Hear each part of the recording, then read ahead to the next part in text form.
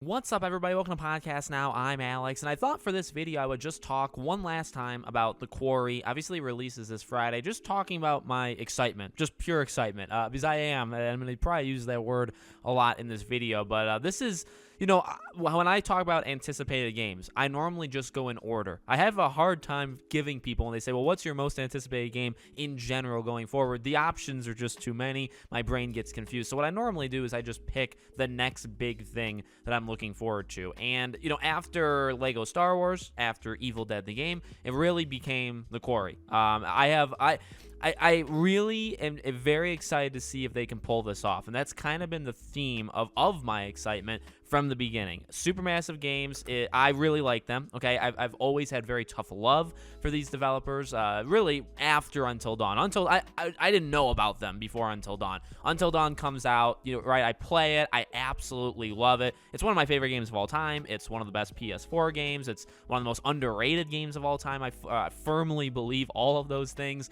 And, then they do the Dark Pictures anthology, and those games are not as good, in my opinion. And, we've talked about, actually, I've covered each of the 3 of the Dark Pictures anthology games. So if you want to know my coverage or my thoughts on any specific one, just try to search Podcast Now with those games, and you should find them. They're on the upward track, though. I would say Man of Medan really was a low point, and then they've been kind of climbing themselves back out since then. With Little Hope was better, but it wasn't great, in my opinion. And then House of Ashes, I would say, is a good game. Definitely a good game, and definitely, again, on the upward swing. So the Quarry, obviously this being not part of the Dark Pictures anthology, this being the spiritual successor to Until Dawn, I mean, obviously that puts... that puts a lot on this game. There's no doubt about it. That increases my hype and my expectations for the game, which is dangerous, which is definitely dangerous. Because if this is similar to like a Dark Pictures game, like the level of quality, that's going to hurt it. In my opinion, that's going to hurt it because that's not really what this game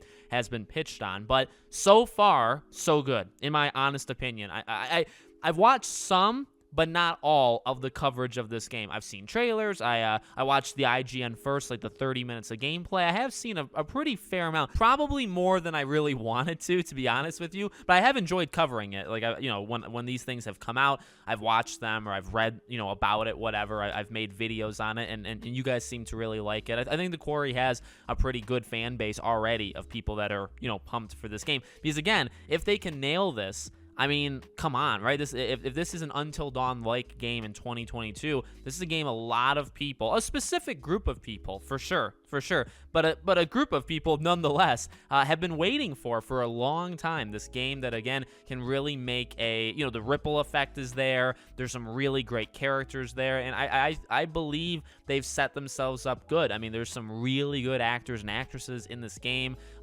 They just need to put it all together. You know what I mean?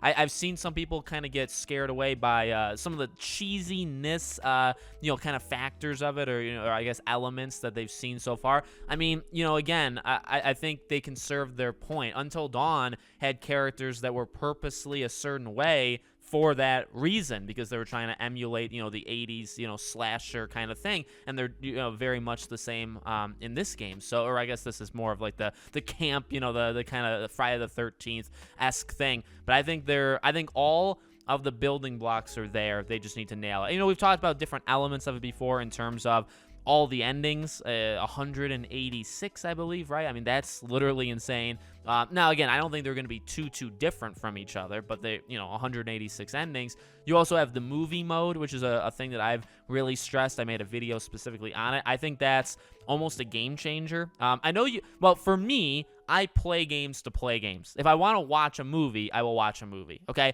With that being said, I have no disrespect whatsoever for people that kind of, I guess, combine the two, kind of put the two together. And that's really what this game can be for some people, right? Because you have the movie mode where you don't even have to play the game. You can set parameters, you can set how the characters will act, and then you just watch it. You just watch it from beginning to end. Now, I would never do that on my first playthrough because it's a playthrough. I want to play the game. But again, that's me. And I really think this opens it up to a whole new group of people that never would have touched this game otherwise. I believe that. You have to let those people know somehow. You have to get that kind of information to those people. But if you can get the information to those people, it's a great step. So I'm excited.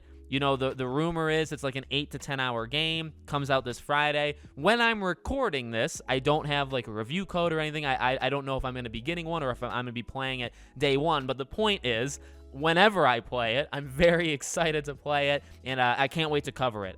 It's coming out in a truly unfortunate area in terms of like my coverage, because Summer Game Fest, the live show, is literally the day before. Xbox Bethesda is 2 days after. It is sandwiched up in probably the worst spot possible. In fact, if it released just a week later, I actually would have preferred that, but it is what it is, and I'll try to cover it as much as possible while covering the other stuff. So if you've liked my coverage on this or on past games, I'll be talking about the endings. Maybe we can do some kind of tips and tricks stuff, depending on when I get it or how early or whatever. Maybe we can talk about what you have to do to get to a certain ending or get a certain thing in the game. I got some video, and of course a review of the game for sure. So I got some videos planned, and we'll try to hit all of them. So let me know what you guys think in the comments. Make sure you guys are subscribed, bell icon turned on. If you want to follow me anywhere else, all my social media is in the description below. Thank you guys for watching, and I'll see you all on the next video.